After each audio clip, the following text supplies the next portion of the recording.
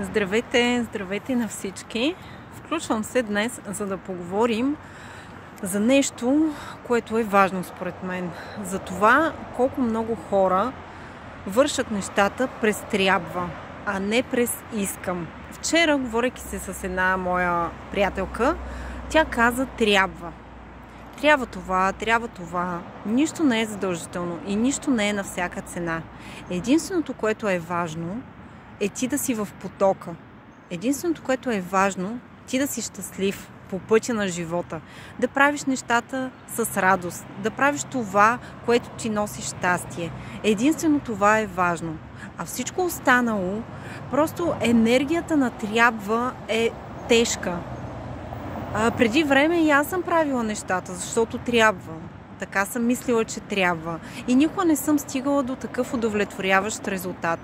Когато след това осъзнах, че не това е начина, не през трябва, а през искам, тогава много по-леко се случват нещата. Тогава много повече си в потока, много повече изобилие привличаш.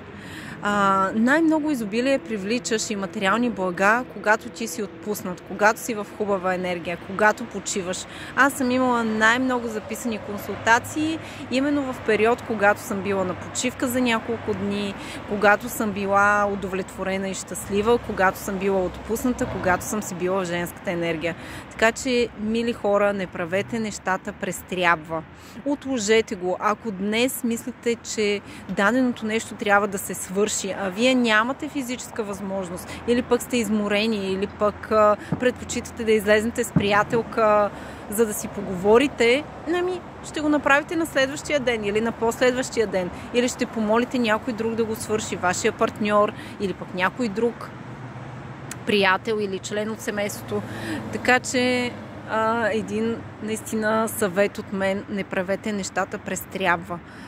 Така енергията е много компресирана, под натиск все едно го правиш.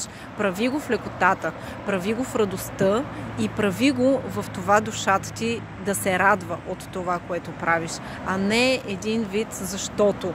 Кой казва, че трябва да го направиш? Спомни си всички тези ситуации, в които не си вярвал, че ще се получат нещата, или не си вярвал, че ще имаш финанси. Само се замисли колко пъти ти остана без финанси в живота си. Нито един, нали?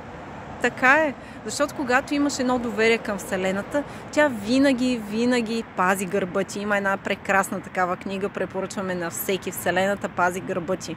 И когато ти си с отворено сърце, с широко съзнание, отворено съзнание, тогава привличаш много повече изобилие, блага към себе си и си наистина в потока на живота, и тогава идват много повече неща при теб с лекотата, а не през трябва. Това е от мен. Пожелавам ви весели празници, да посрещнете много щастливи новата година и ще се видим пак. До скоро!